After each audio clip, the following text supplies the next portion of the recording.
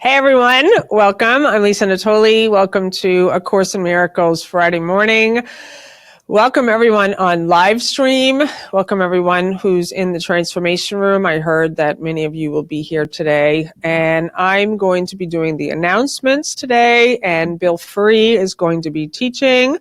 Woohoo! He's answering some questions that have come in from people who've written in about questions about A Course in Miracles into the Teachers of God Foundation. So we have some new people here today. Welcome, Steve. Welcome, Donna. A new person also. What's your name? Carol. Welcome. And a couple of announcements today. Today's a big day. So for those of you who are in the neighborhood, Marianne Williamson's going to be in Elliott, Maine at 3 o'clock to 5 o'clock today. And she's also going to be in Dover, New Hampshire at Unity on the Seacoast from 5:30 to 7. So I will be there. I don't know if I'm going to both for sure. And I know you're going to the Elliott, Maine one, and you'll see if you're going to go to the other one. Is anybody going? Maybe? Yeah. Elliott, Maine is about 40 minutes from here.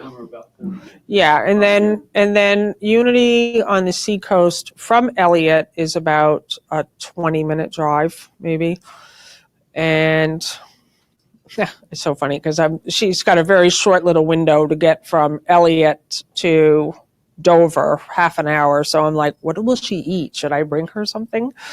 But I love Marianne. She's how I found A Course in Miracles in 1992, and I celebrate her boldness to step out into the political arena. Are you going? Awesome. To both? The one in Dover? Well, from here, Dover's, they're two totally different directions from here. So yeah, it's about 40 minute drive, I think. So what? Tonight? Really? Oh, I didn't know about that. Okay, well, we'll check on that, where she's going at 7:30. Yeah, if you can let me know, that would be great. So I think is that it for the announcements? No, we have 10 tickets. Oh, right. For the LA conference. Yep. They're at the original price of $479. Mm-hmm. Yep. So A Course in Miracles has a yearly conference. It's amazing. And the next one's going to be in Los Angeles. And we only have 10 tickets left at the $479 price. That includes all your meals, all the workshops. It's just an incredible way to meet people. And if you would like to attend and get a ticket at that price, let us know. The tickets are already up to like $520, and they go all the way up to $699. So, well, you can just go to our website. And you can buy your ticket right there. And yeah. You can make 3 payments. Okay, good. So, I think we'll do meet and greet first. So we always join each other in love, and then we'll come back and do our cafe gratitude, and then Bill Free. Love you. Hi, how are you doing? Good. Yeah, I was at the conference. I come here when I can and work.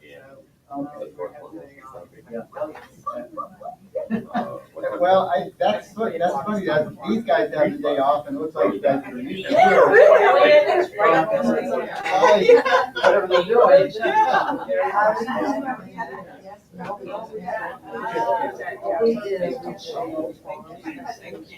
You were at the conference? Okay. Thank you. Yeah.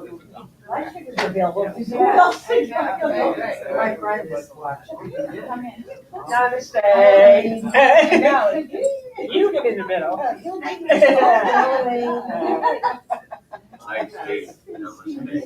Yeah, maybe so.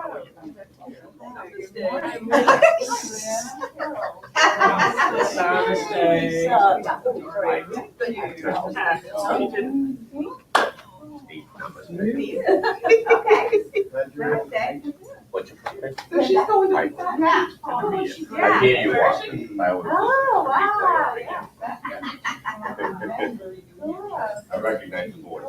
Hey, Steve, you're Steve. I'm Lynn. I'm Lynn. Me too.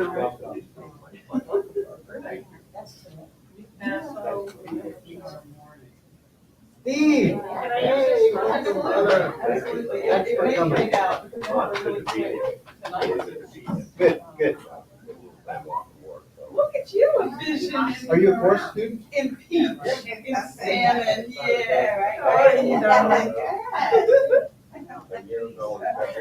Oh, thank you, right? Yeah. They're fun. Yeah, right? Yeah.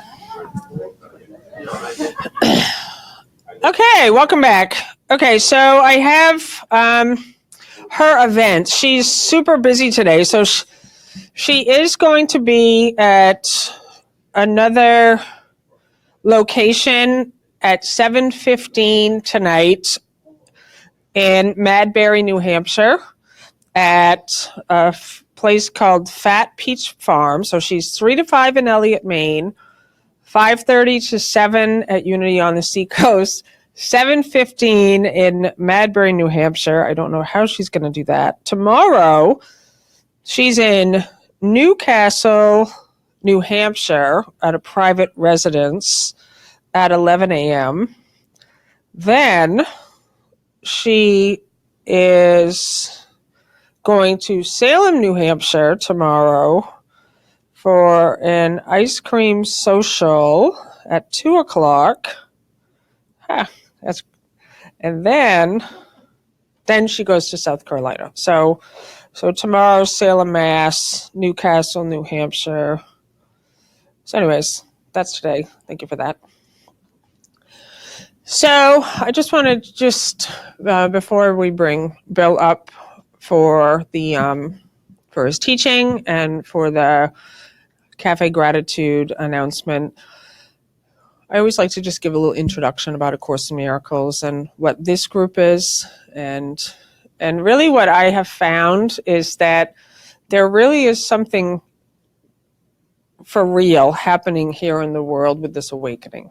Like that the one mind that we share has been sufficiently changed that we're seeing the changes now in the world. Like Donna was just expressing, her grandbabies are usually rambunctious and just, very active.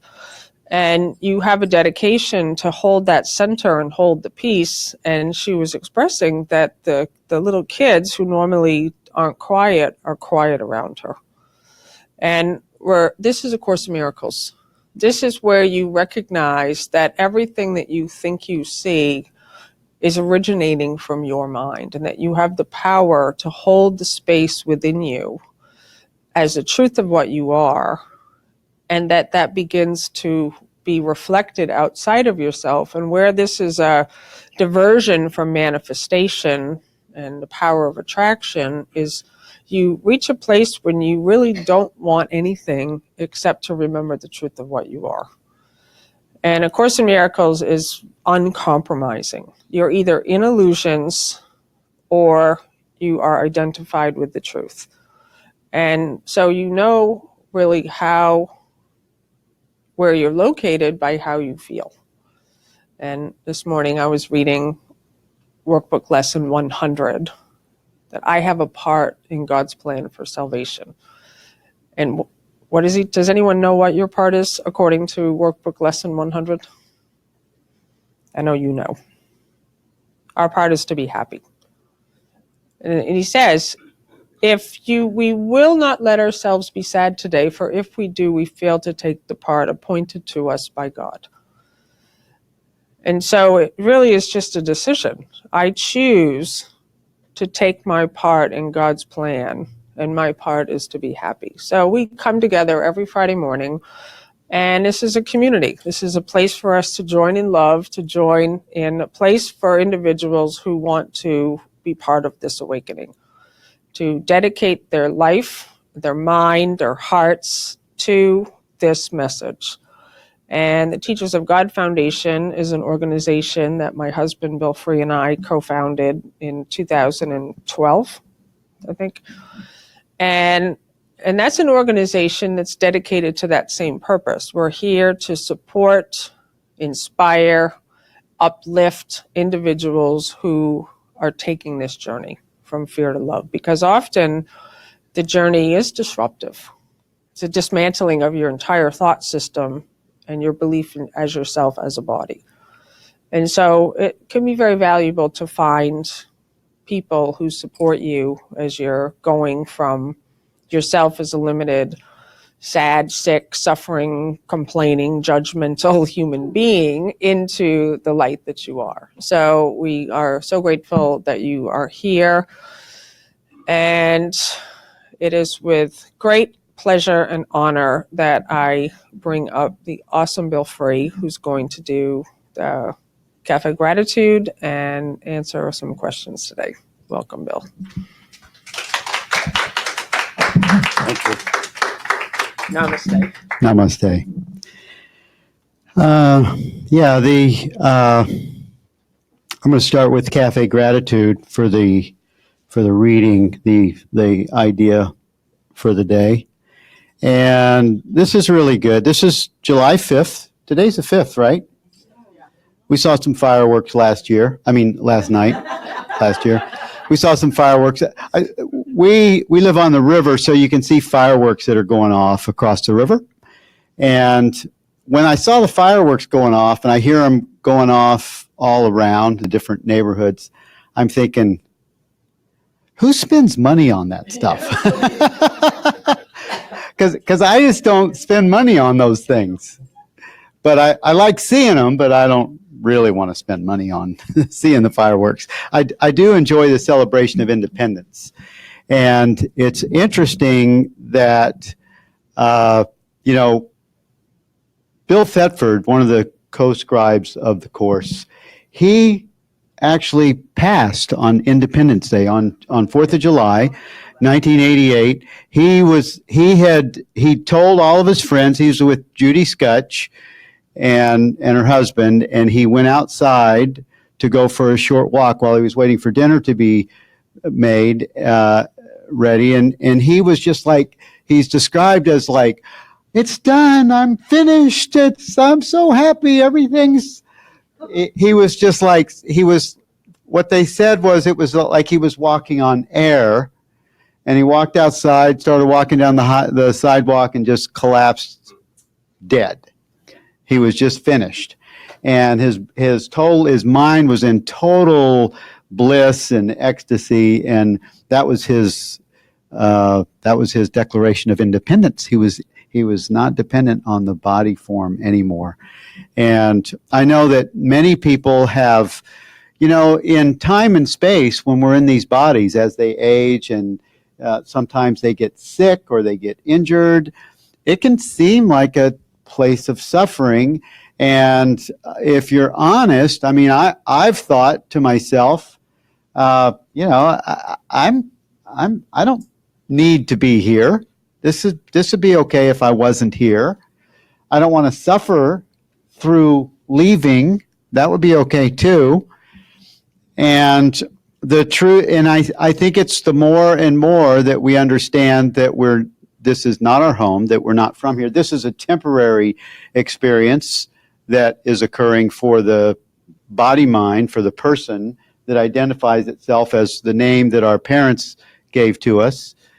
But this is not our home. So as we become more and more understanding the course and the content of the course, and knowing our identity as the Christ, as presence, as pure spirit, that's a gradual thing, as I've noticed, that happens for most people. A few people have spontaneous, but even the ones that have what's said to be the instant awakening, even Eckhart Tolle and Byron Katie and great sages, Ramana Maharshi, they had an awakening, and then 10 years later they figured out what happened, and they talk about it. So even that is gradual. And for us, this gradual awakening, thankfully, it doesn't happen all at once. If it happens all at once, you lose your mind. And I've done that. That happened to me. I lost my mind. I went right into the Christ and knew I was Christ, but that wasn't helpful because people,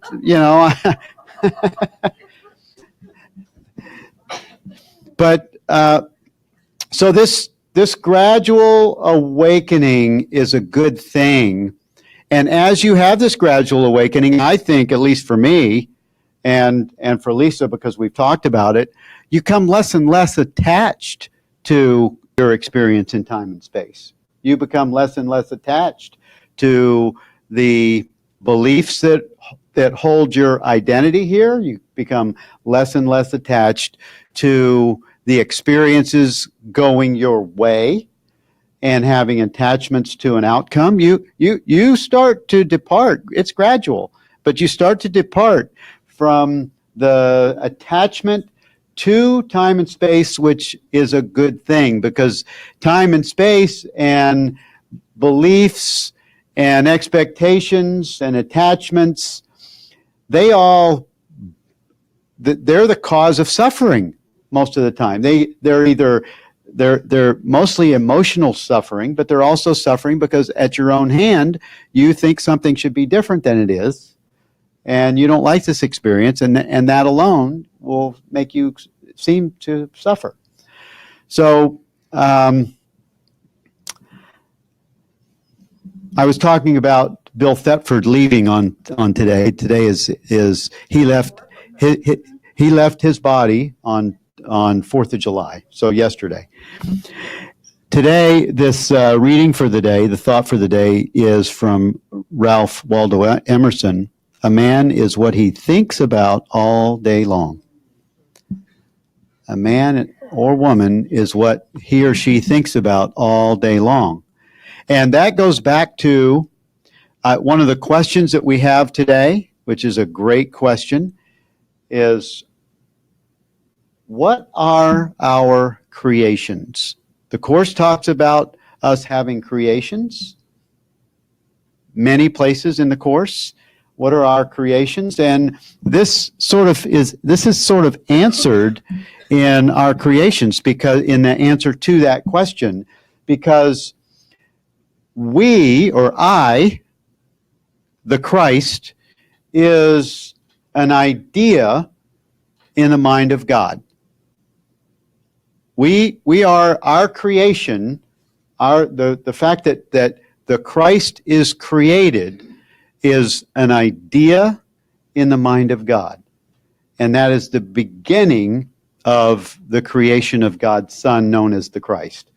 And so this question from Emerson, a man is what he thinks about all day long, makes me want to pause and say, okay, I am what I think about all day long. What am I focusing on? And not to be guilty or to hold myself in a place of condemnation, but just to, because this is where the word or the use of the word forgiveness is helpful in the Course. Because if my mind is focused on things that are fearful or doubting or uncertain or judgmental or guilty or shameful or some of those lower level attributes, if my mind is focused on those, that's what the Course would call a miracle, when I'm able to shift from that experience to the truth of what I am. And just the shift to the truth and focusing on the truth allows that residue, that belief that was holding me to an experience that was fearful, doubtful, or condemning. It's dissolved in the light of the truth. But there's what's that quote that from the Golden Key from Emmett Fox? If you're thinking about your problem, you're not thinking about God. And if you're thinking about God, you don't have a problem. And if you take it one step further and you recognize that God has no name, God is but the truth of what you are, that makes it so much closer to your experience, because you're not thinking about this Santa Claus God that pulls levers on people and oops, you shouldn't have had that thought. See ya. You know what I mean? So there's an experience where if you recognize what the truth really is, the truth is the light of your own being experienced. It's the light of your own being that's being experienced, and it goes along perfectly with what Lisa said when she opened. How do you know what you're focusing on or what your attention is going to? How do you feel? That's your litmus test. That's your indicator of where is my attention pointing towards. And when you know these tools that release you, that give you your freedom any moment of that digression or that attention going to something that is not supporting you or is causing you discomfort or making you feel sad or unhappy or whatever. Well, these tools allow you to say, oh, wait a minute, pause. Just notice how you feel, for one. Don't dismiss it, just notice it. But notice it from a place that's not leaning into it and identifying as the experience. If you just give a little bit of space between the experience that you are noticing, just give a little bit of space so that you're the observer of the experience. You give enough space so that the light that you are can shine forth the truth onto this experience, and it will dissolve like ice in warm water. It will dissolve that experience like a passing cloud. Everyone has had this experience. You know, when you have an argument with somebody, a disagreement that brings in this energy. Often, I mean, if you're like everybody that I know, it's like you feel like crap right after that because you have attacked what you think of as your brother or sister, and you've really attacked yourself, and you feel like hell about it. And if you give yourself a pause, some people know instinctively to step away, to just go get quiet and step away. Well, the other person may get really rattled by that, but it's probably the most helpful experience for everybody if both parties can just relax into a space and just allow the experience to just be what it is. And if you have these tools of awakening, these tools of learning how to pause in the stillness, just to give a little space between yourself and the experience. Stop judging it. Don't judge yourself or the situation. You know, you can get into the dialogue and you're screwed.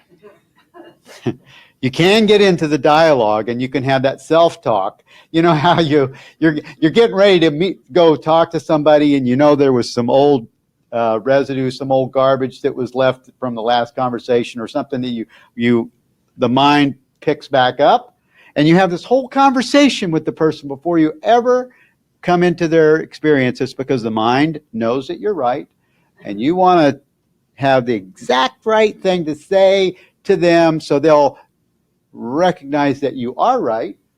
And that whole thing can be, when that can just be paused, and you can say, oh man, look at that self-talk that I'm having on my way to meet this person. And you can change all of that. So I love this thought for the day. A man is what he thinks about all day long.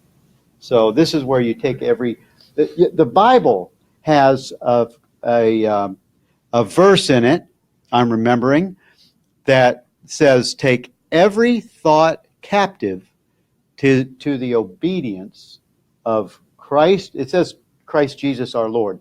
I would like restate what I think that meant?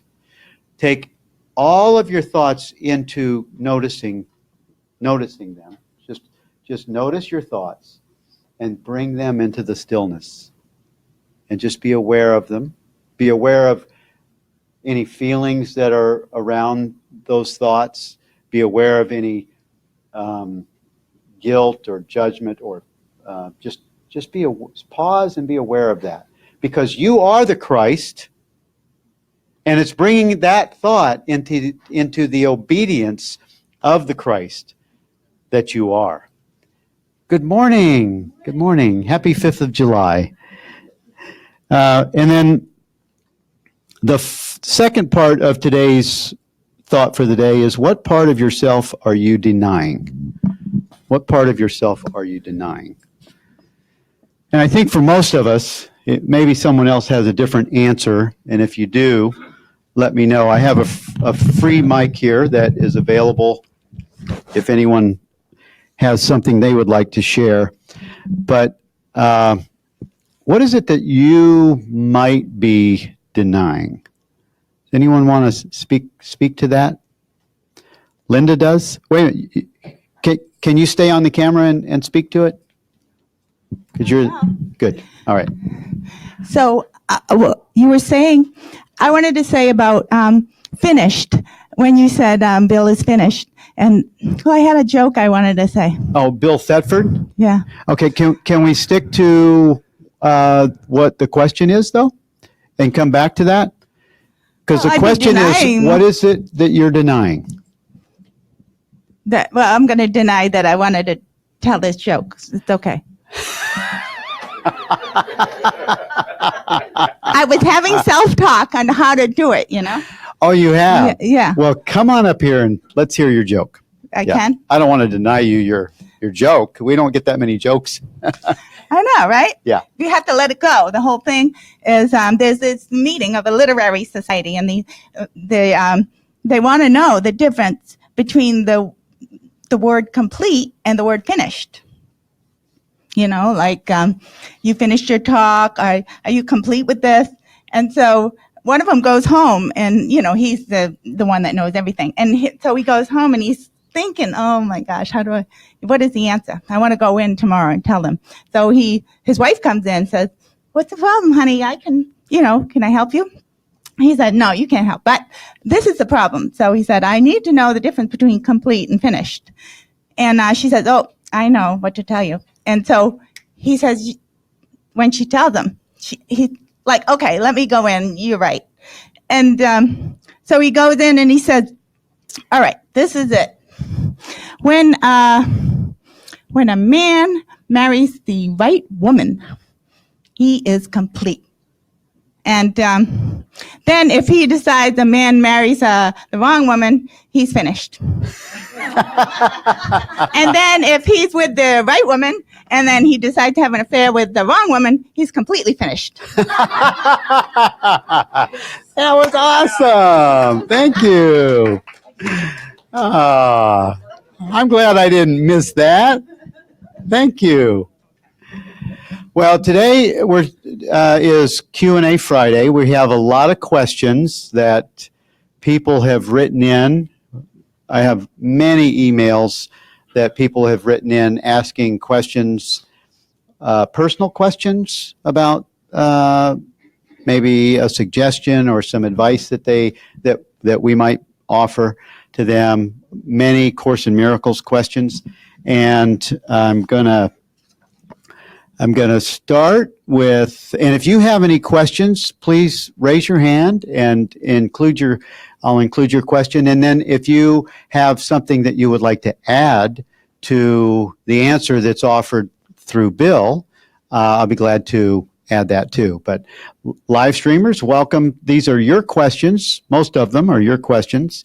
And if we have any from the audience, or if you have a question, you want to type it in the chat board, just go ahead and do that. But this question came from Scott. He says, I'm about to turn 60. I've been unsatisfactorily employed as a school teacher for years. I'm still living paycheck to paycheck, and the stress of the job is not fun. Suggestion.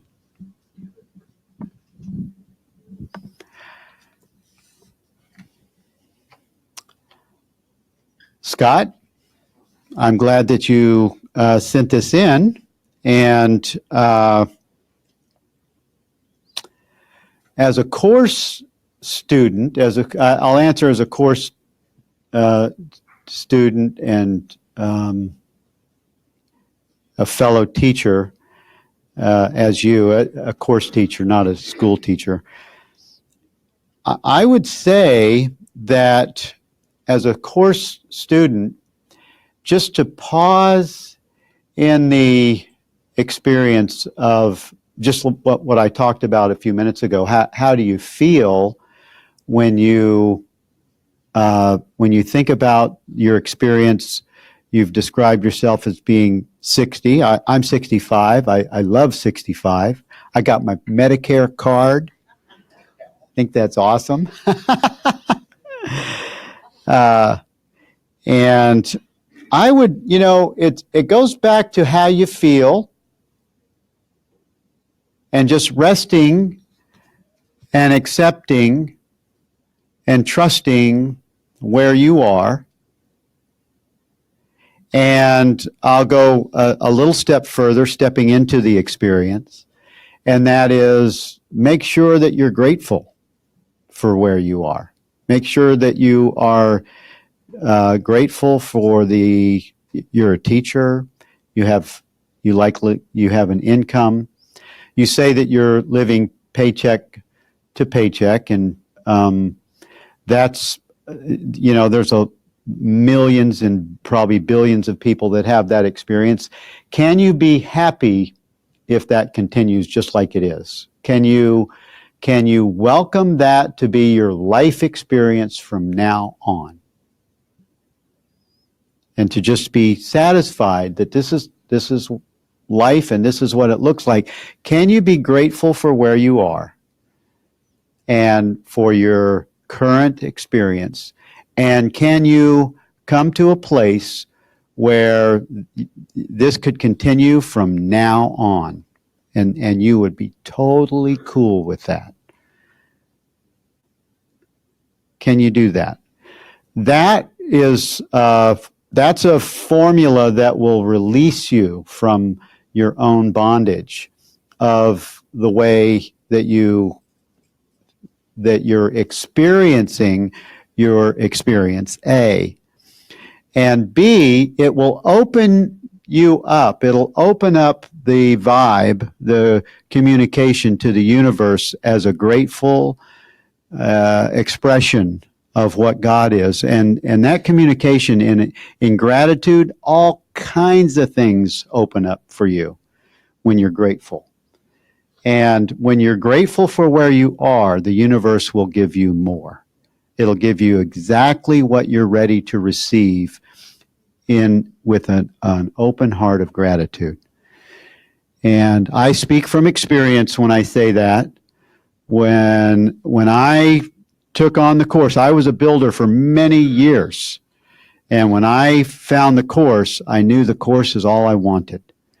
And I went from making a lot of money a year to making $2,000 a year, maybe, at one point, right? I mean, it was very little, but my focus was on this new thing that came into my life in the Course in Miracles. And I didn't focus on what I thought that I didn't have. I focused on what I had, which was, oh my God, this Course in Miracles is so cool. And I think that opened me up. And also I've always been one that has always wanted to serve and help others. And I found myself helping and serving and then everything I needed was given to me. I had a car, I had a place to live, I had food, I had everything I needed. And my income went from $2,000 a year to $10,000 a year to $20,000 a year to being taken care of. The universe takes care of me. And I I live in trust. And so, Scott, those are a couple of ideas. Does anyone in the audience have something that they would like to add to that? No? That's my best answer for you, Scott. Hope that's helpful. Next question is, Bill, how do you think the course is asking us to respond to some of our current political, social, environmental issues?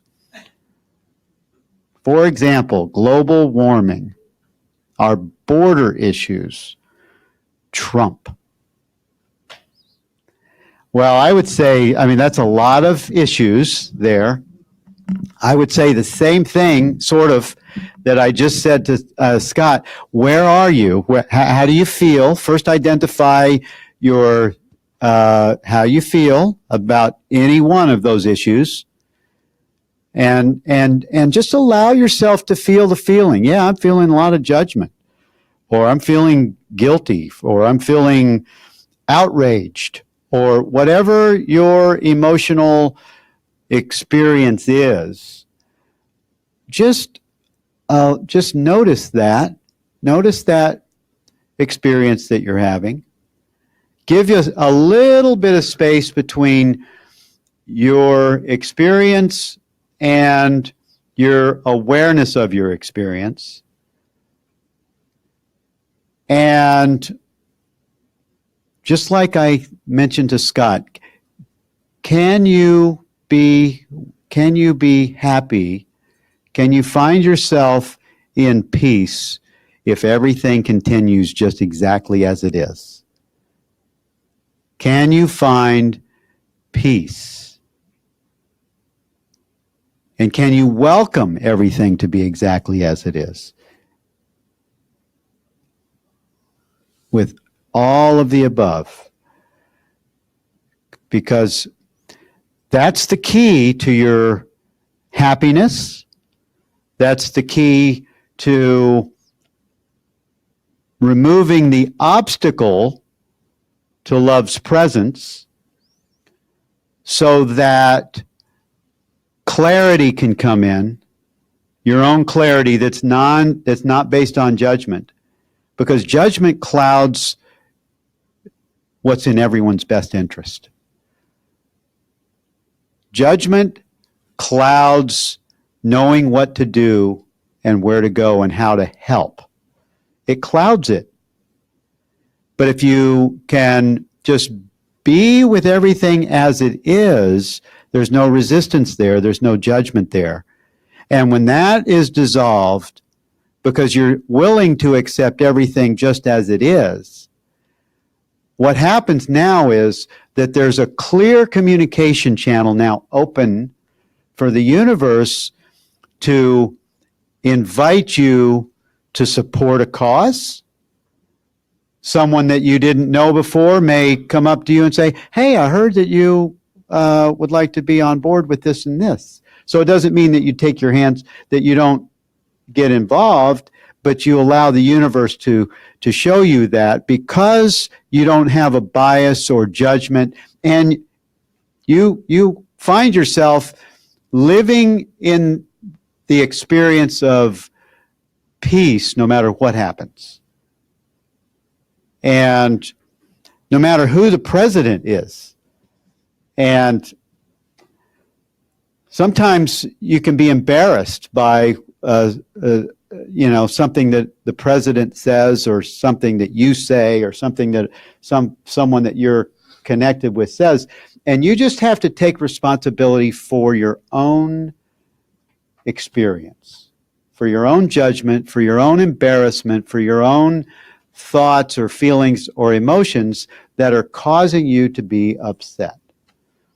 And that's my best answer on that. Doreen. Anyone have anything to add to that? So happy to have, Nancy has something to add. Yes, thank you. The mic.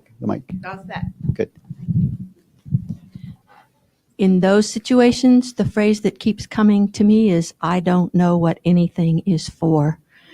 And when I can remember that I don't have the big plan, I don't know what's best for everybody concerned in the past and in the future and for all times, And so if I think I'm judging, I'm pretending I somehow do know what everything is for and should be and the way it should be responded to. And if I can just say, I don't know what anything is for, I'm in a more open space. Yes, that's awesome. Thank you for adding that. Anyone else? Lisa has something to add.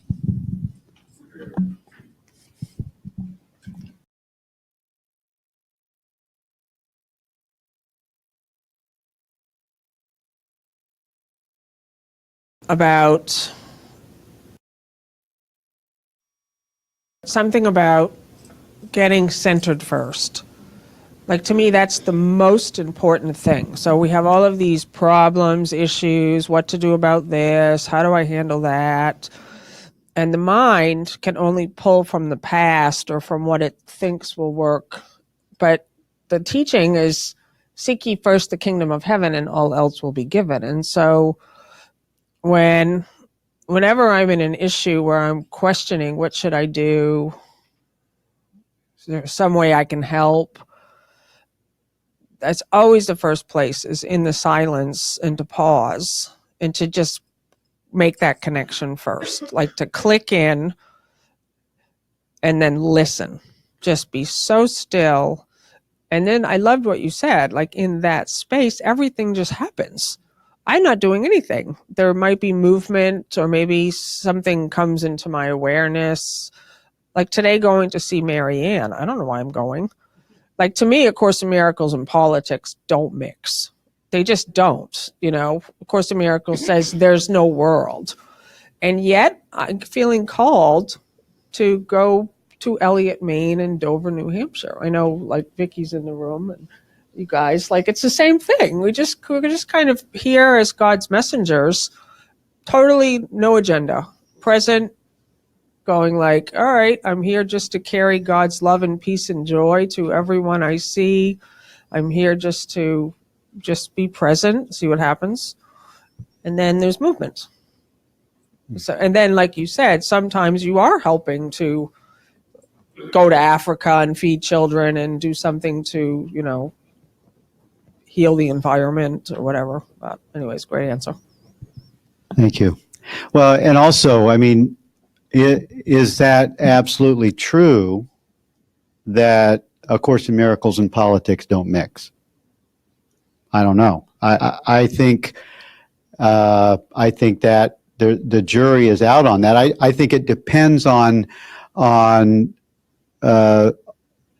just don't know if that's a true statement, because I feel that someone that, I mean, if Obama had a background, I remember Obama, I heard Obama had some kind of a background of Islam or something before he was elected president, and the Christians were going, oh my God, Islam in the White House.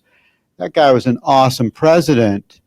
And if he used some teaching that brought him that wisdom and that clarity, or if Trump had some kind of wisdom teaching that he didn't use as a platform for his being elected or whatever. So I think that I'm going to be open to A Course in Miracles mixing with politics. I'm going to listen to Mary Ann today because I want to hear her in person. I want to get a vibe to see if I want to support her as president, as her presidency. Well, I just want to say something. I just say they don't mix in the sense of Jesus as a demonstration 2,000 years ago of being the message in a world. He didn't mix the world. He came in as a light, and he didn't try to. He came in as the full message. So that's what I mean, that they don't mix. But he did. She was very political. He shook up the Pharisees and the Sadducees all over the place. So I don't know that the truth, that totally, was though. politics of religion that he was very much involved in. And he made statements that says, have you not heard? Have you not? And he made reinterpretations of things that he wasn't too much into Old Testament, but he definitely gave a pointed reinterpretation of an old message that was misunderstood. Thank you.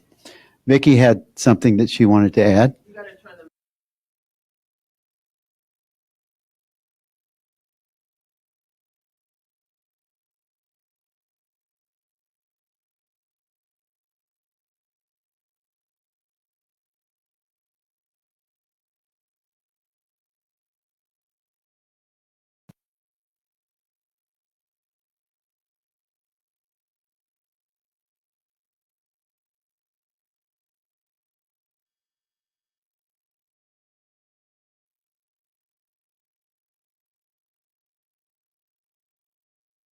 It may express as being a teacher of God, or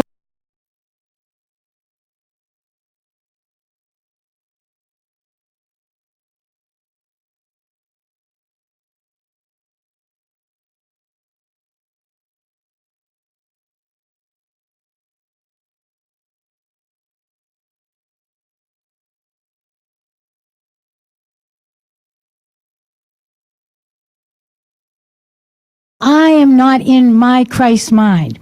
So whether it be Trump or anyone else, we're never upset for the reason we think.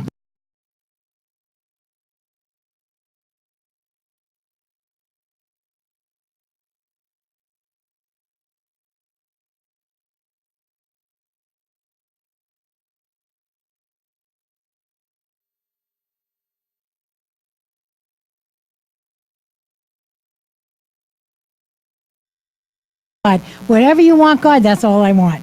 When I do that, then, and I do it, and it doesn't take a second. Sometimes it takes more than a moment. It's like what Bill said, you've got to be with the upset. You've got to let that upset rise and ascend all through our being, whether it turns out as a backache or somebody in front of you hits your car. I have to let all that stuff show up and allow it to pass because I no longer engage it, so I'm not sustaining it anymore. But the government is upon our shoulders, each one of us where we are. We communicate when we are in our Christ mind. When we're not in our Christ mind, nobody's communicating to anybody, and everybody's just out there in chaos. But we're being called, and this is our call. And I love that, I'm not political, but I love that Marianne has been guided to this, and I support her guidance no matter what form it takes, as I do all the candidates, because I'm called to make sure the government in my mind is the Christ. And as I do that, I know that it extends and like a magnet pulls many, many, whether I see them or not, visible or invisible, they are pulled into that Christ energy. And I feel like this is that time. This is the celestial speed up, and we're in it, and we're part of it, and we're the bringers of it. Amen. Amen.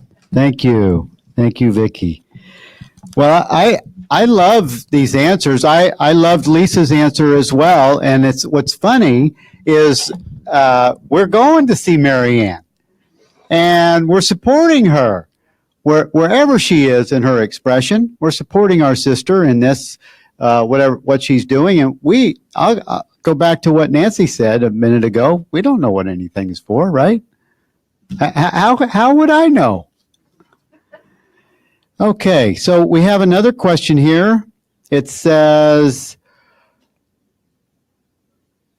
my question is, what does it exactly mean when Jesus/Holy Spirit often chooses the expression, our creations, in the course? We have our creations in the course. And I'm sorry online that we've had some video difficulty for a few minutes. Are you off now or on? You're on? Good. Why don't you hit the recorder on that? Not working. Huh? The recorder's not working? No. Yeah, it is. Right there. Oh, it is. Leave it on, yeah. We had some, I think we have a plug problem or something on our video, so I'm sorry if you guys lost your video screen for a few minutes. But this question about what does it mean, about our creations? This is an interesting question, and I think it's an important one because it goes back to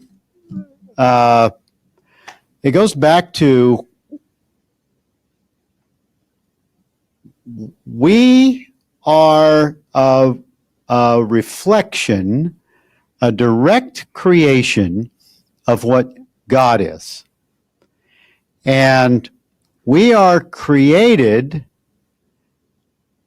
exactly with the exact attributes of what God's attributes are. So we are co-creators, not just in the collective consciousness, but we have all of the attributes that God has. So we must, by our inheritance, by our extension of what God is, we must also be creating all of the time. And so we have our own creations. And my thought about this, and this is so funny that this question came up today, because yesterday, before I saw the question, I watched a podcast by Robert Perry that had the same question. And Robert didn't answer the question the way I'm going to answer the question, and he didn't answer it to my complete satisfaction. So I'm going to add to what he said. He actually pointed to the fact that we are all co-creators and that we have the same attributes of what God, of God. But he also said that creation, the Course says that creation doesn't happen in time. Creation doesn't happen in time and space. What happens here in time and space is we make things, and we make things up, and the Course says that God doesn't actually even know about this place. And why is it that God doesn't know about this place? Because God is formless. God is eternal. God is not of time and space, and therefore so am I. Therefore, those are my attributes as well. My creations, and I'll go back to what I said when I first opened up this morning, that I am an idea in the mind of God. I am but an idea in the mind of God. And this idea in the mind of God is outside of time and space. It created the Christ, the beingness that I am, and that all of us must be. And this idea that's in the mind of God, that's in creation, that's outside of time and space, I also have that attribute. And I can create. How do I create then? Ideas. I create with ideas, but ideas not of miscreation, not of separateness, not of fear, but I create with truth and with love. And so when my thoughts are in gratitude, when my thoughts are compassionate, when my thoughts are joining, when my thoughts are in the interests of everyone and there's no exclusions, I am creating as God does, and the truth transcends. It's the experience of beingness that is extending itself into eternity, and it also has an effect in time and space. My thought is, when I have my attention on the truth, I am, and I'm adding to the truth also by extending love, by seeing love instead of fear, by knowing the truth for my brother and my sister in this situation, by holding the high watch, holding the not judging, but standing in peace welcoming everything as it is, not having resistance. I am adding to the creation. These are my creations. My creations are my thoughts that are born in love. That's my best answer. Anyone have something to add to that? Lisa does. Where's that other mic?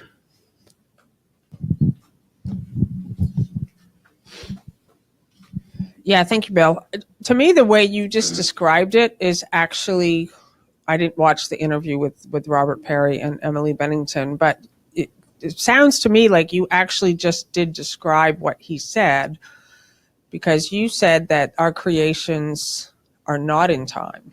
And A Course in Miracles says that my function on earth is healing and my function in heaven is creating. And so heaven is a state of mind.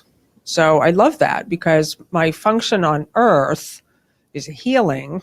So if I'm in earth as a state of mind, that's my belief in a body. So my function is healing. And my function in heaven, which you just described as gratitude, as love, like by the time I'm in gratitude, I'm not in the earth anymore. Right. I'm in heaven. Yeah.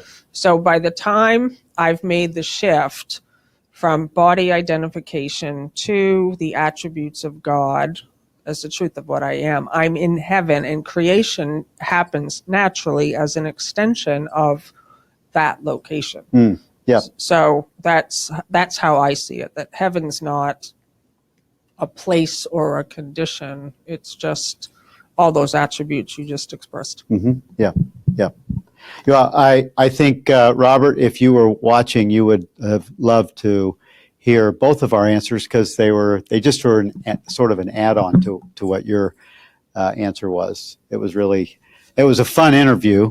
Nancy, do you have something to add to that? Okay. Thank you.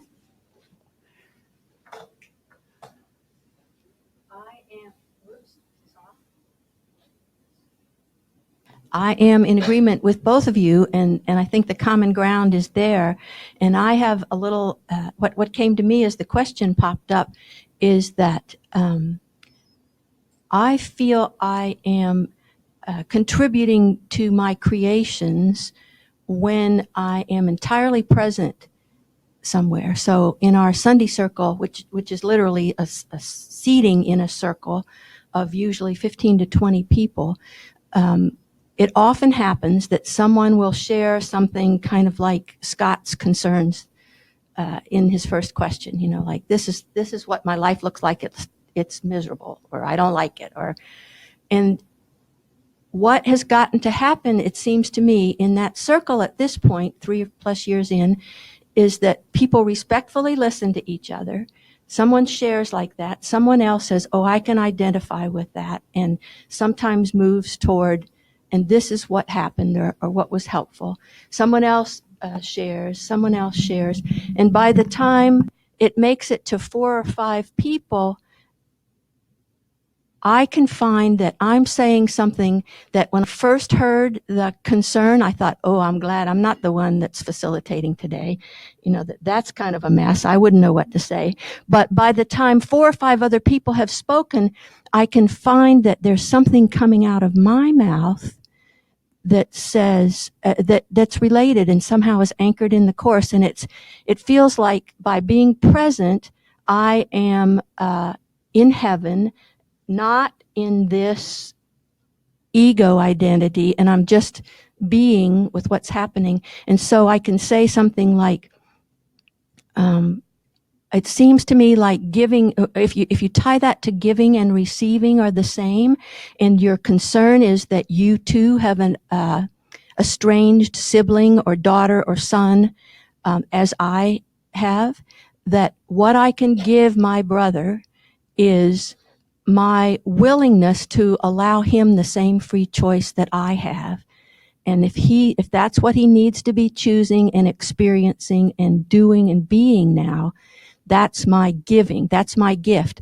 Whether and how he receives it is up to him, but that didn't occur to me first out. That was a creation that kind of went up into heaven in the divine mind, and and stirred around a little in what I like to see, the infinity sign, you know, and the only one surface, and came back out of not just my mouth. There were like 4 or 5 people that contributed to make it time for that comment to be shared. So it seems like my creation is beyond my planning and knowing and scheming. And sometimes I can recognize that, oh, I had a little participation in that creation, but that somehow it was all of us together. Yes, yes, thank you. That was excellent. And it was something to behold. And it was something to behold. Awesome. So you were there. Thank you, everyone, for helping with that. That was a collective consciousness answer. Let's see. It says, what's next? Next question. Oh, here's a question on, here's a series of questions that came as one-word questions. What to do with boredom is a question. Boredom. I would say to same thing. I think you're going to hear the same answer over and over again, because boredom is an interpretation of experience, number one. And when you can accept what a lot of people do with boredom is what I do is I go look for something to do. I go look for something to fix. Are you bored? I've never seen you bored. Are you bored? I don't know that that's even in my vocabulary, that boredom, but I would say of an answer or an antidote to that idea of boredom is go find something to fix. Go. Listen quietly and ask yourself, is there something that I could be doing to just experience some joy and some satisfaction, just to be in the moment, to be happy with what I'm doing? Or is there someone I can help? That's helping people. Being in service is a sure fix for taking you out of the mind that wants to keep you in this idea that you can be bored. Because for me, I used to think that meditation was boring. And I would think that if you were trying to meditate, you probably are bored. We just did the Camino. This is so funny. I walked with a pair of young people. I think he was about 33 years old, and his partner was about 28. They were on a spiritual journey.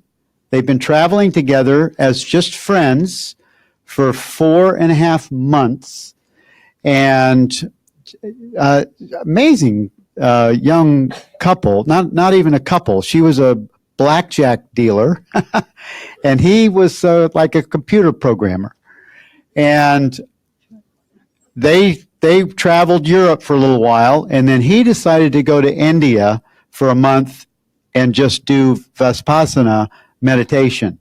And he said, oh my God, it was so boring. Sitting for all those hours a day in meditation. And I can think of that probably would be pretty boring, because it's the mind that's trying to get somewhere, to accomplish, to do something, to be something that it's not, and to activate this experience that meditation is supposed to bring. And so if you're trying to get somewhere to do something, and it's like sitting still, I can see how that would be boring. For me, when you experience that quiet presence for what it really is, the awareness of your experience, the awareness of love's presence.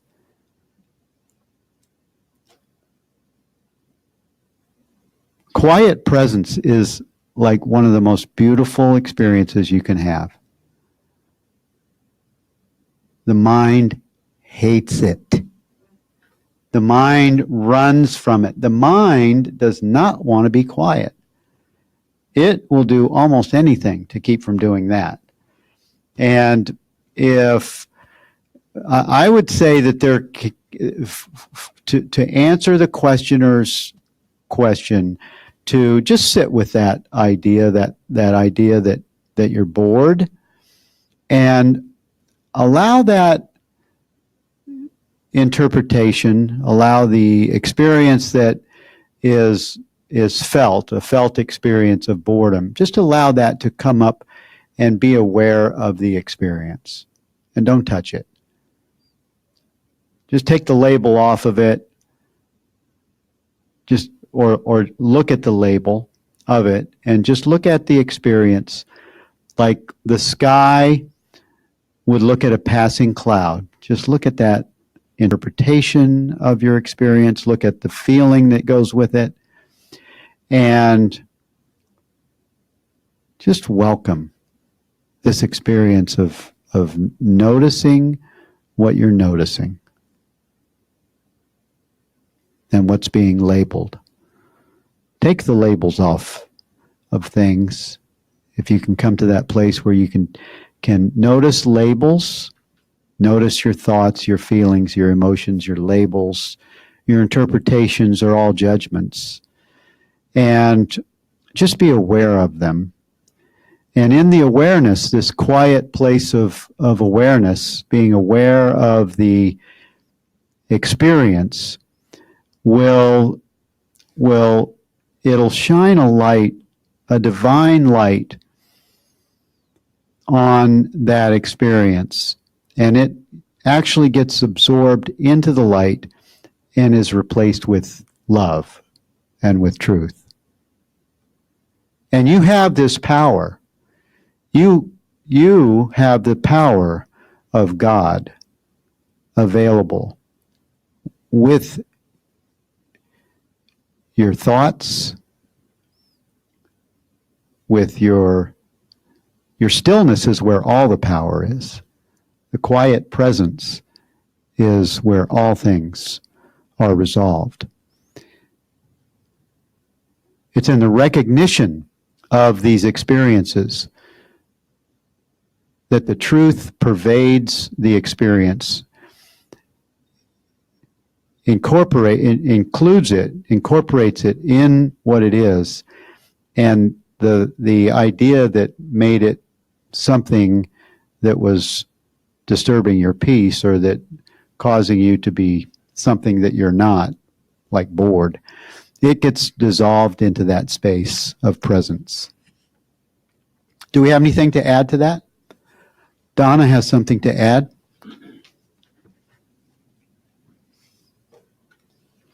Thank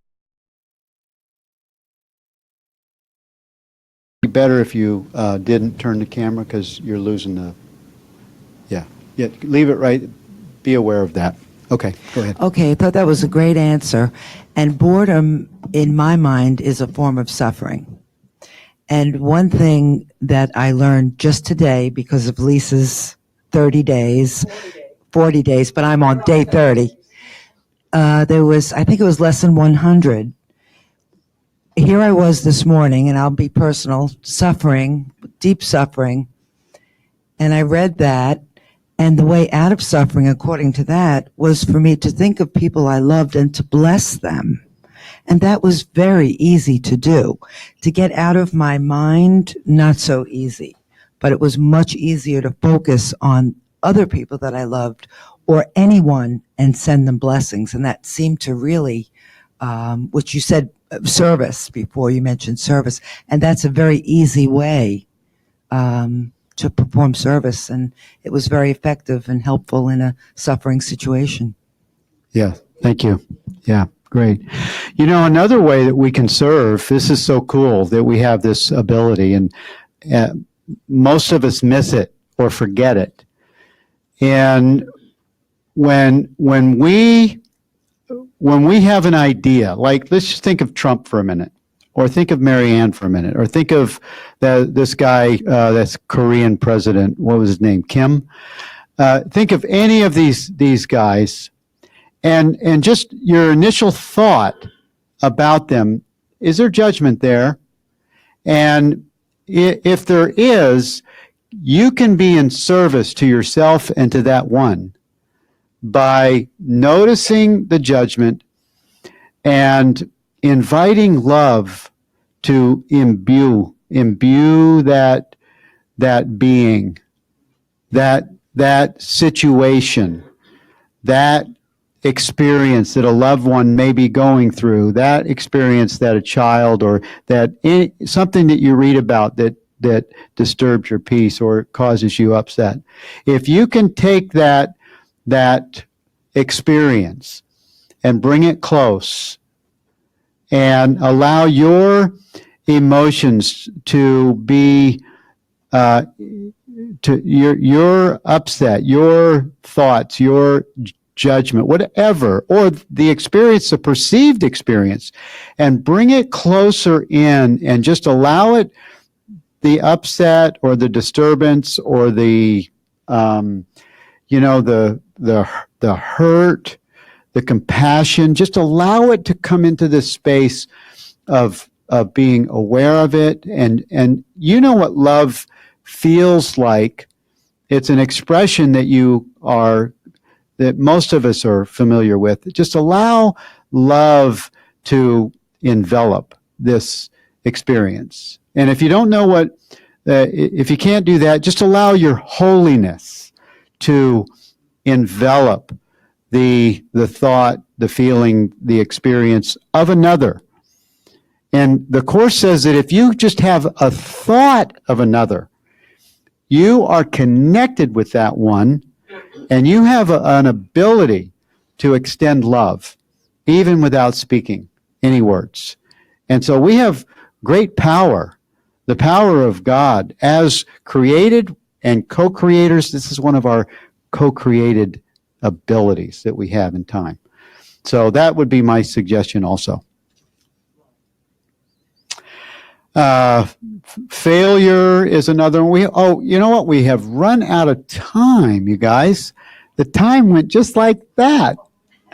So sorry about that. Well, we have a list of more items, but I think generally, if it just on a general scan of these questions, a lot of them were answered in the half a dozen answers that we gave to you. And I hope that was helpful for you guys that are live streaming. If you have more questions, just send them to bill@billfree.com and I'll do my best to answer. And if it takes us a while to do another Q&A here on Friday, just send me an email and I'll send you my answer the best I can. I'll give you my best answer.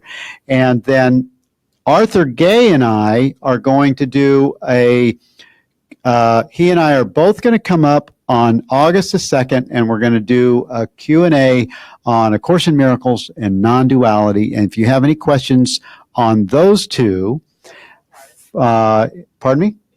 It's a Friday. Yep. It's going to be right here on August the 2nd. You can save your questions or you can send those in to bill@billfree.com. And next week, I think are you teaching next week? Who's next week? I'm not sure. I have to look at the calendar. Well, everyone can rise and we'll have a closing prayer.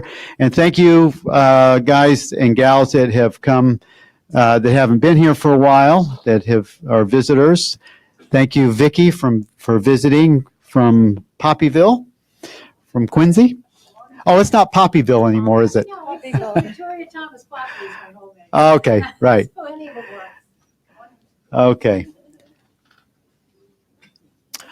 So we just want to be grateful for this experience right now. Just in gratitude for all of you that have joined us online and had your great questions. I hope they've been the answers have been helpful for you. And thank you, everyone that has joined us here in person. We just pause in quiet.